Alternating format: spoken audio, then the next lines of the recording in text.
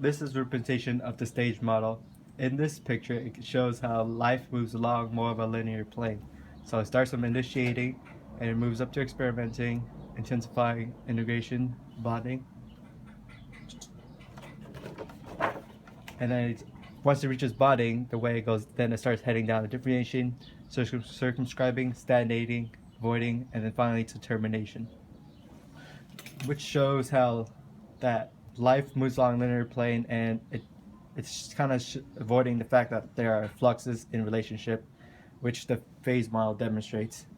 In the phase model, it deals with more with how there are changes in the relationship that can occur that doesn't necessarily follow any stages. Dialectical tensions are opposing forces that people experience in a relationship. Those forces are autonomy, connection, closeness and openness, predictability, and novelty. Autonomy is mainly about independence. Connection is about integration or trying to get closer with the person you're in a relationship with. Closeness is about privacy. Openness is about self-disclosing or sharing personal things about you with the other person. Predictability is the expectation that you're expecting in a relationship. And novelty is about the spice of life and how things can occur randomly in a relationship that makes it more interesting. Hey guys, this is the voice of Nikki explaining to you what you're about to see in our next upcoming videos. We are going to explain to you autonomy to connection, which is basically deciding whether or not to have a relationship. Our novelty will be high, considering in the video you will see me and Ignacio experiencing us being new people having to go through social scripts. Our closeness will also be high because we will lack self-disclosure. In order to get to the next phase, the openness between us two has to be violated. Warning, not paid professional actors. Watch at your own risk. Viewer discretion advised. Hey, so what do you got here? Alright, so we have a Rolling Rock. It's pretty cool. It's a good starter, pregame. Pregame? Yeah, good pregame. Looking for something fruity. You have something fruity? We have margaritas, strawberries, that kind of type. You have like espresso in there? Yeah, we do have espresso up there. Great, I think I want that. Okay, let me just get made this real quick. So thirsty. You better hurry up. Dude, I'm so tired, man. I can't wait until my shift's over. Here you go. Thank you. This looks great. Oh, it's kind of nice, I guess. I think she's pretty cute.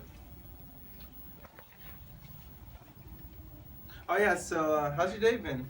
It's alright. Kind of tired from work. What about you? Oh, well, serving drinks and all that, dealing with these drunk kids around here, especially the ones laying down on the floor, Ooh. Too much. Sounds rough.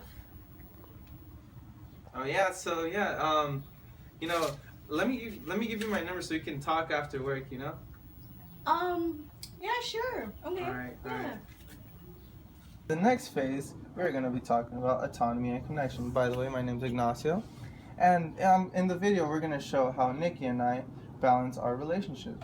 The novelty will skyrocket, the self-disclosure will occur, and we'll have relationship rituals like, calls at night and, Friday night brunches and whatnot. And then the openness will occur, and the openness will skyrocket because we pay attention to the nonverbals instead of talking about it openly. Hey. Oh, hey, you're back. Of course I'm gonna visit you. Oh, it's those talks we've had on Friday night. They're cool. They're lit. Yeah, I'm really glad you did call me, but to be honest, they really picked me up because I actually recently went through a breakup, so you were really, really helping me out. And I hope, maybe we could hang out soon. I kind of wanted a friend to talk to about this kind of stuff. Sure thing. Hey, you look like you can use a drink. Don't trip. It's on the house, right? Thanks so much. The phase we're going to go through is autonomy to connection synthesis, which is a very rare phase. This is where basically everything is in balance with autonomy and connection, closeness and openness, and predictability and novelty. Time spent in this phase varies, especially depending on each person's situation. If they make an input, the other person will have to reciprocate the same way. Hey, thanks for being so cool with us not spending so much time together.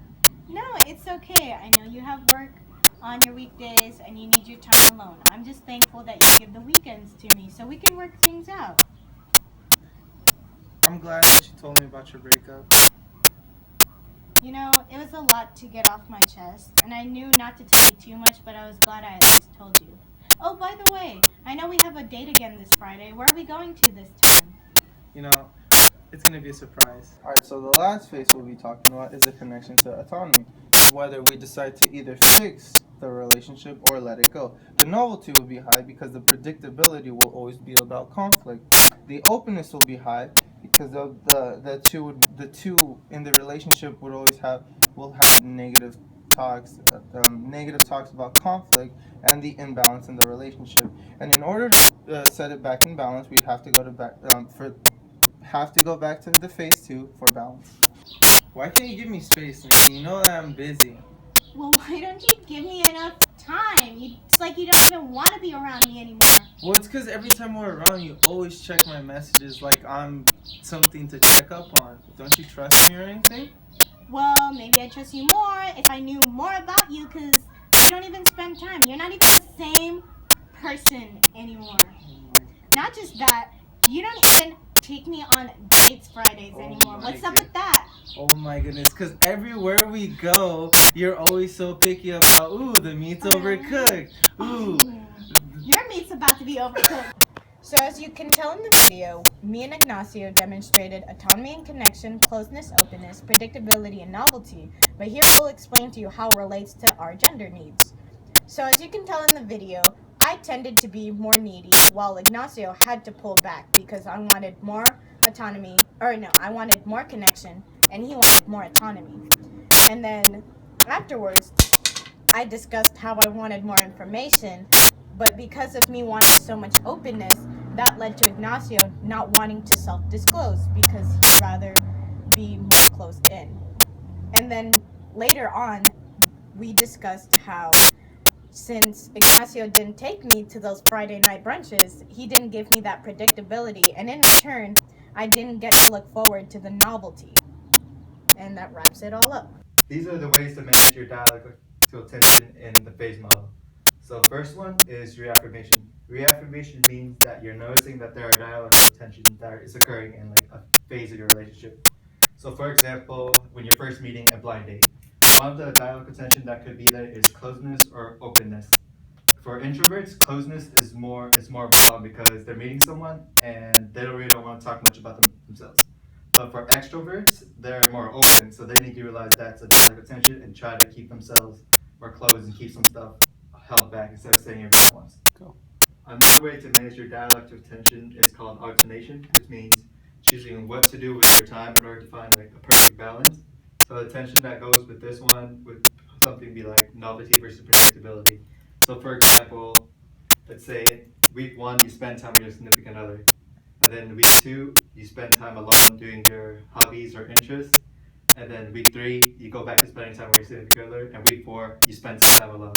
This way it keeps novelty up instead of like making everything so predictable that you start getting that tension. Another way to manage dialectical tension is called segmentation. This basically means knowing the types of things to do together or alone in a relationship. So for example, if you want to go to the fair, you probably typically do it with your family or with other people. But with your hobbies such as art, you probably want to paint alone. You really don't want to paint with other people. Another way to manage your dialectical tension is called balance, which basically means compromising.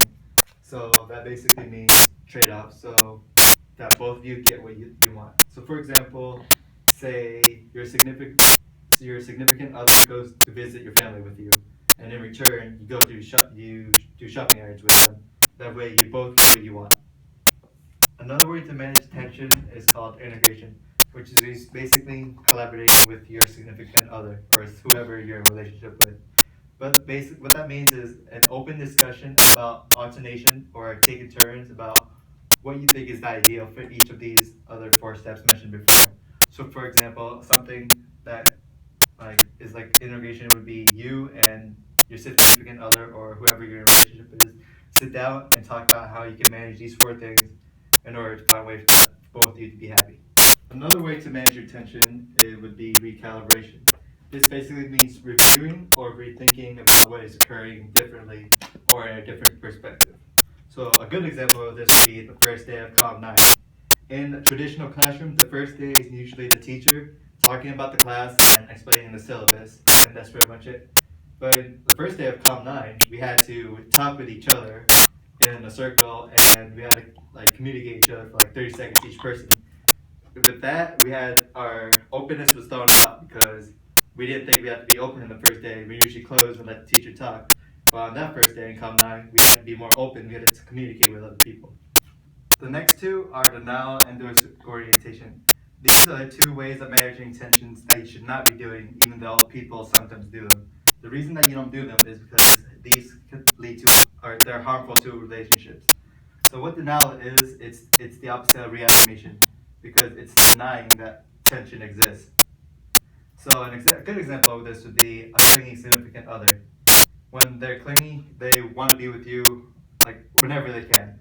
So that leads to unbalance in autonomy and connection, because they don't realize that there's a need for independence and for both you and that person that's clingy.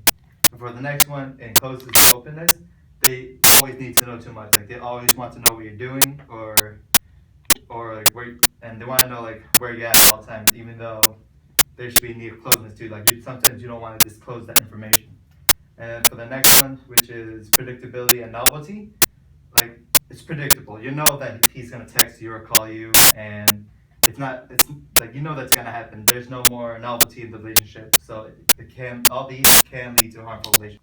Lastly, disorientation is the effect that occurs after denial, and which disorientation is when you're thrown off balance and now you're confused because and it's also harmful to a relationship as well. So to tie it all in, these 6 things are what you should be doing to manage your dialectical tension, to maintain balance in your relationship. And these are the 2 things that you should not be doing because they cause harm instead of helping it. Oh, and that's the end. We're done. Yep, we're done.